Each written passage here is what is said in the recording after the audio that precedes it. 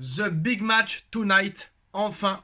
Depuis qu'on sait le tirage au sort, on attend ce match avec une grande impatience.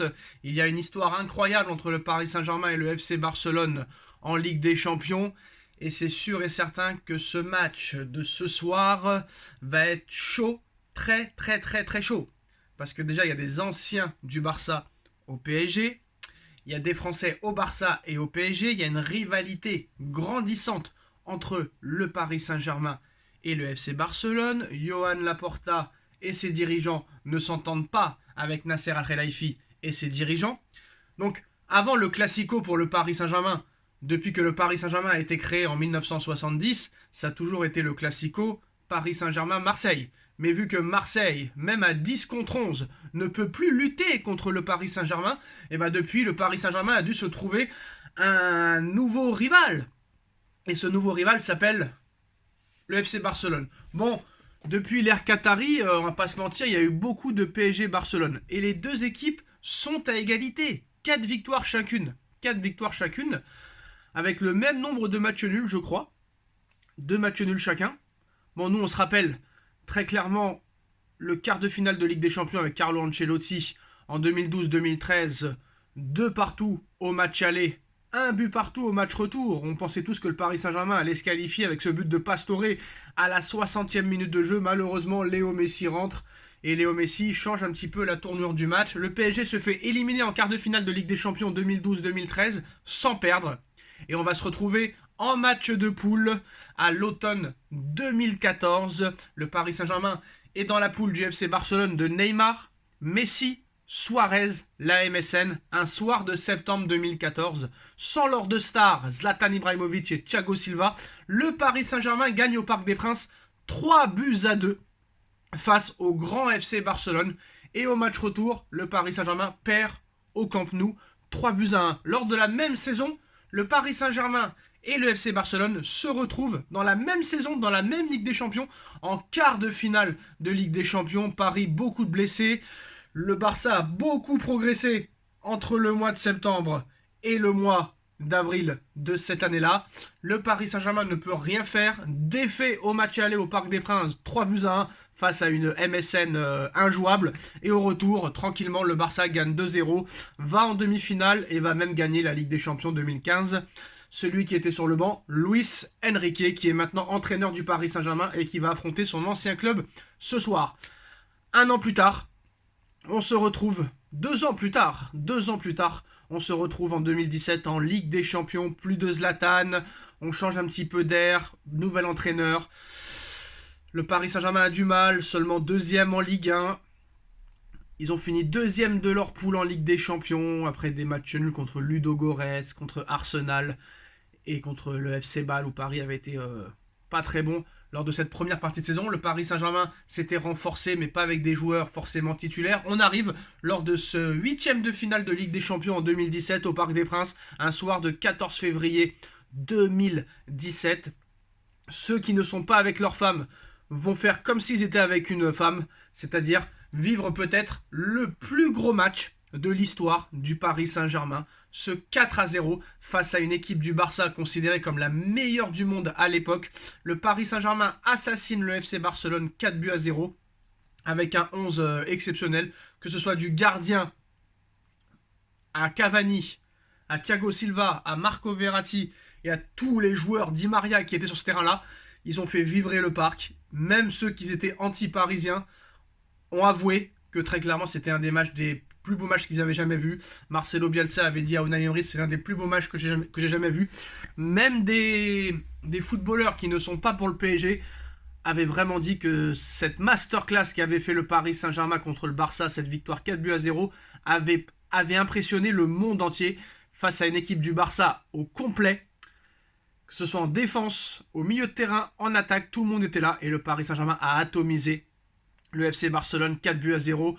Tout le monde pensait qu'au match retour, ça allait être une évidence. Et malheureusement, les joueurs du PSG se sont fait dessus, ont joué avec la peur. Mais surtout, le Paris Saint-Germain s'est fait voler par l'arbitrage ce soir-là. L'arbitrage a été anti-parisien ce soir-là. S'il n'y avait pas eu d'erreur d'arbitrage et s'il y avait eu la VAR ce soir-là, le Paris Saint-Germain aurait peut-être perdu 4-2 et se serait tranquillement qualifié pour les quarts de finale de Ligue des Champions, mais il n'y avait pas de VAR.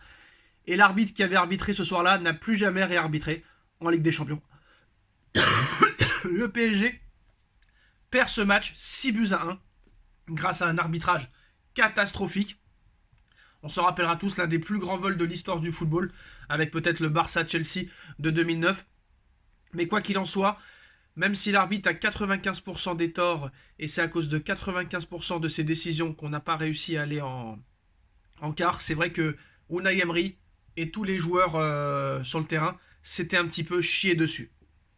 Et bah, depuis cette remontada, le Paris Saint-Germain attend sa vengeance, attend son règlement de compte, et il arrivera 4 ans après, en 2021, en plein Covid, en plein confinement.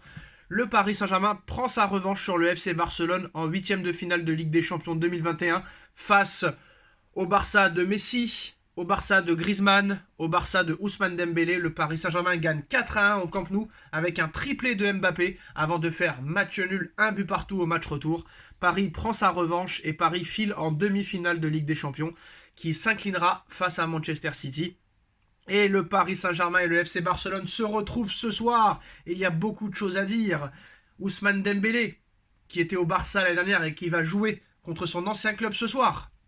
Luis Enrique, entraîneur du Paris Saint-Germain, ancien coach du FC Barcelone. Le FC Barcelone est son club de cœur, mais il sera sur le banc du Paris Saint-Germain ce soir. Les frictions entre Laporta et Nasser Al-Khelaifi, qui ne datent pas d'hier. Les deux clubs qui ne se supportent pas. Le club parisien a lancé les hostilités en faisant un communiqué, en expliquant qu'il fallait exploser ce Barça corrompu. Et on se rappelle tous que Paris a recruté Dembélé et l'année dernière Messi et Neymar. Messi et Neymar étaient parisiens pendant quelques années, mais surtout Neymar et Messi ont fait les beaux jours du FC Barcelone. Dans quel clan seront Lionel Messi et Neymar da Silva Junior ce soir? Barça ou PSG, leurs deux anciens clubs. Pour qui ils vont être? Dans quel clan ils vont être? Est-ce qu'ils seront plutôt neutres? Est-ce qu'ils seront plutôt pro-Barça? Pro-PSG? Est-ce qu'il y en a un qui sera pro-PSG et un autre pro-Barça? Ou est-ce que les deux seront pro-PSG ou pro-Barça? On va pas se mentir, Neymar et Messi, se sont découverts au FC Barcelone, ont tout gagné au FC Barcelone, ont marqué leur légende au FC Barcelone, donc il est tout à fait imaginable et sûr et certain même que Neymar et Messi supporteront le FC Barcelone ce soir. Est-ce qu'on peut leur en vouloir? Pas à Messi, parce que Messi c'est son club de cœur. C'est le club où il a commencé à l'enfance et où il a presque terminé. Donc on ne peut pas vraiment vouloir à Messi de supporter le FC Barcelone ce soir. Par contre Neymar, Neymar qui est du côté du FC Barcelone, ça c'est autre chose. De toute façon Neymar il n'est plus vraiment un joueur de football. Et puis à l'arrivée, que Neymar et Messi soient pro-Barça ce soir, ça ne nous regarde pas vraiment. Au contraire, ça va nous donner une volonté et une motivation de leur montrer qu'ils ont fait une erreur, de ne pas tout donner au Paris Saint-Germain et d'être parti peut-être trop tôt, ou de ne pas avoir fait le boulot à 1000%, ou de s'être donné à 100% pour cette équipe du Paris Saint-Germain. Donc voilà, mais c'est sûr qu'ils ne vont pas le dire publiquement, mais on est sûr et certain que Messi et Neymar supporteront le FC Barcelone ce soir. Nous, ça ne nous pose pas de problème. L'important est la victoire. L'important est de faire un gros match. L'important, c'est que tout le monde avance dans le même sens pour remporter ce match et prendre une certaine avance pour le match retour à Barcelone. Voilà les postos. Dites-moi en commentaire ce que vous en pensez. Donnez-moi votre pronostic. Et est-ce que vous pensez que Messi et Neymar seront supporters du Barça ou du PSG ce soir? Même si on sait tous que c'est le Barça. Dites-nous en commentaire.